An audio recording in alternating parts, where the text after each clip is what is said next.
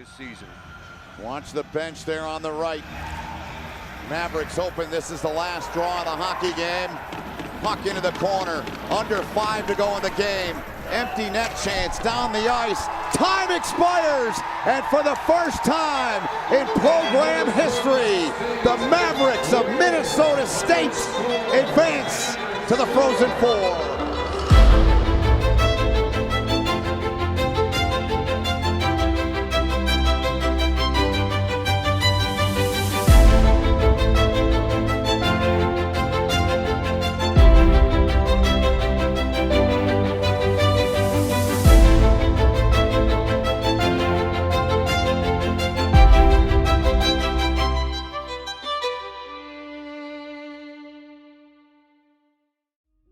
My name is Dick Lyons. I'm the youngest of 13 kids, and we lived less than a block away from where the original North Mankato Hockey Club started in 1927. They were located below the riverbank on the Minnesota River. It was just an ideal spot because this was all done by hand, by the way, I'm telling you this. We didn't have lights when they first started.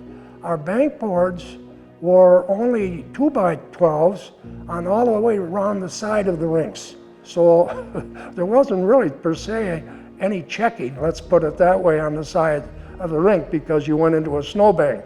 Because they were, 10 foot high, you know. We had to shovel our own snow. They made themselves different types of snow shovels that they, took care of scraping a little wider than just a snow shovel, you know what I mean? But that was it. We had to get the kids and everybody else, and there were some pretty good snowstorms in those days too. My name is Jim Hayes, and I was a member of the North Mankato Vikings hockey team, and a member of the team that won the state championship in 1948. And the 1948 team, over half of them were in World War II. So they were older, and there was about 4 of us that were still in high school. My dad was a hockey player for the North Mankato Vikings back when they won a state tournament in 1948. And a buddy of mine's grandpa was at a game, and here Rocket Lions just leveled a guy and went to the penalty box. And at the time they happened to have a pint of blackberry brandy in the penalty box, and so Harvey Anders said, "Rocket, why did you level that guy?" And he said, "I was thirsty, Harv." So I mean, to me that just kind of speaks to how tough they were back then, and obviously you couldn't do that nowadays. But you got to remember, these guys, this was 1948, and these guys were home from World War II, and so they, in a lot of cases, they were kind of men among boys. My name is Don Brose. I came to Mankato in 1965-66 and retired in the year 2000, so I think I had 33 years at the university, of which 30 years were as the head hockey coach at MSU. When I came as assistant baseball coach, and then they said, "By the way, would you be interested in starting hockey?" And I said, "Yeah."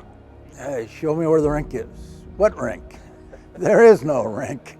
There was one in North Mankato, and the North Mankato had a fine history, but when I got here, there was no outdoor rink even in Mankato. We were very dominant in, like I said, the Southern Minnesota Hockey League for so many years, probably in 30-some years that they were involved in actual organized hockey, and it was good hockey, good competition hockey. The reason that hockey continued on in North Mankato and Mankato was that our old rink, that stayed, but it was kind of dormant. But the city let the kids go down, would give the keys, and the kids still kind of ran it, but they were chaperoned type of thing.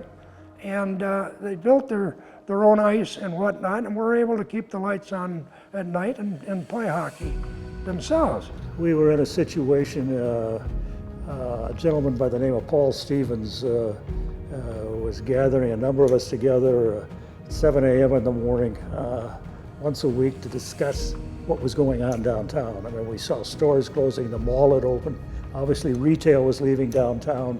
We'd have tried to attract the Mankato Clinic downtown. They were not interested, obviously. We attempted to bring Walmart downtown, and that didn't work. So we had to change the focus, and that's when the idea of a civic center came up.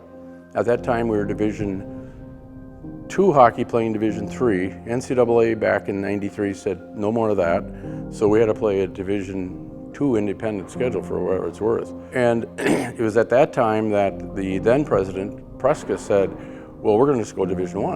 And so she made that announcement that we're going Division I, and Minskew said, you're not going to do that.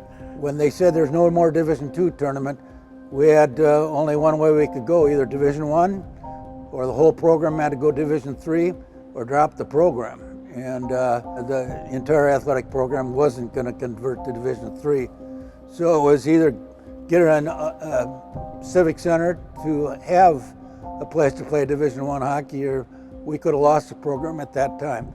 Well, I think I go back to, and the one thing that I always go back to when we talk about this is the meeting. We're running the stairs at Blakesley Stadium, and Coach Bros came back from a meeting up at the state, university level somewhere, and walked in and said, boys, bad news. We're not going Division I. Got voted down. We don't have an arena. We don't have some things. And I wish I could remember everything that was said in that meeting. I think I was a little zoned out, a little distraught at kind of what's happening. But the gist of that was, things are going to have to change here for us to get where we want to get to. When you take the facility itself, this facility was built by the citizens, not the city of Mankato. I'll probably make somebody upset by saying that, but we received the 0.5% sales tax to build it in the first place, but we had to take it to a referendum, and we ran the campaign for the vote like a political campaign. From that point on, there was such a sense of, I would say, urgency on one hand, but really good people. That all came together with a common purpose of getting this building built. And part of that was the 0.5% sales tax.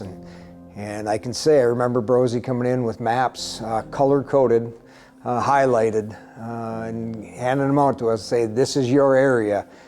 You go get everybody in this area to vote. You went room to room and explained why we were, adding a 0.5% sales tax, and asked them if they'd like to vote. And they were walking down voting, and that vote passed. And I guess that's where we're sitting in here today, and that's, I think, why we still have a program. It passed by a narrow margin, and it's traceable to the turnout, larger turnout than usual for an election, that got this thing put in place. When it was all said and done, there were over 7,000 votes cast, and it only passed by 781, or we would never even had this facility.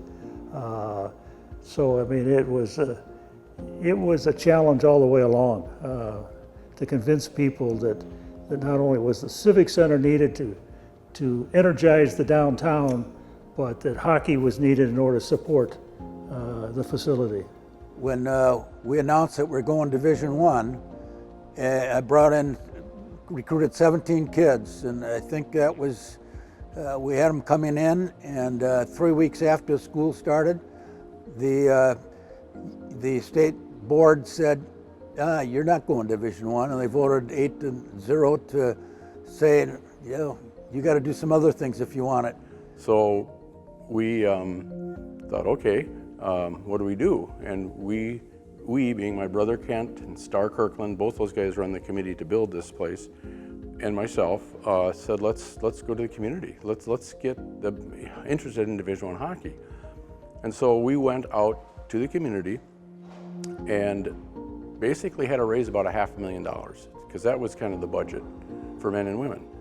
And so we went out, we did that. And we went to Minskew and said, hey, we've raised the money. And they said, that's not good enough, because that's just one time. We need to see sustainability. You need season tickets. You need, okay. 2 years later, 1995, we did pass the ability to go Division I. And then we applied to the WCHA, and they said, okay, we'll take you, but you got to play 3 years and gradually built your scholarships up until you're at full complement. In the fourth year, when we're in our full complement of scholarships, they voted to take us in, and that was my last year. My goal was to get it into Division I, and then it was time to pass the torch on to somebody else. You know, Herb always had a dream of getting as many Division I programs in the state of Minnesota as possible, and so when MSU went Division I think that was a really big step, and it started to show that there was, you know, the building being built here and being built the way that it was built by the community and their support, the support up on campus. You know, you saw some shining light that there might be an interest in big-time hockey in the southern part of the state. It's a great story about a community that got behind a program. The community really rose, not only Mankato, but the greater area, the Wyndhams, the St. James, the New Ulms, especially when it came to ticket sales. We were able to fund that, and as a result, we arrived at getting Division I. Support from the community for our team at the university just continues to grow. The sense of pride in being part of something across southern Minnesota, not just Mankato. I think that's what's been a lot of fun to see. It's not just a Mankato team. I think we've become more of a regional southern Minnesota team as well. I just am so pleased with the people that were the pioneers that shoveled the rink and flooded the ice on their own. I was just talking about that to my wife last night, and I said, Mary, did you ever believe that the program is what it is now when you married me back in '77? And she said, no way. And when I came to Mankato and there was not even an outdoor hockey rink, and now I see this marvelous building, and what is done, it's an event to go to. It's just not a hockey game. It's a community event, a social event that people come to. I'm so proud, you know. When I hear anything about Mankato and their hockey history, I feel like I'm really a part of it. And I don't know if anybody else does, but I do. We look forward to turning the page and trying to continue to raise that bar.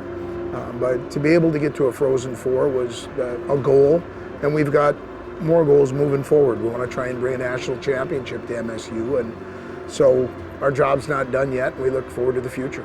Fans were great, and as they are today, and Mankato was doing such a great job with the teams, and that's why Mankato, North Mankato, belongs Minnesota hockey.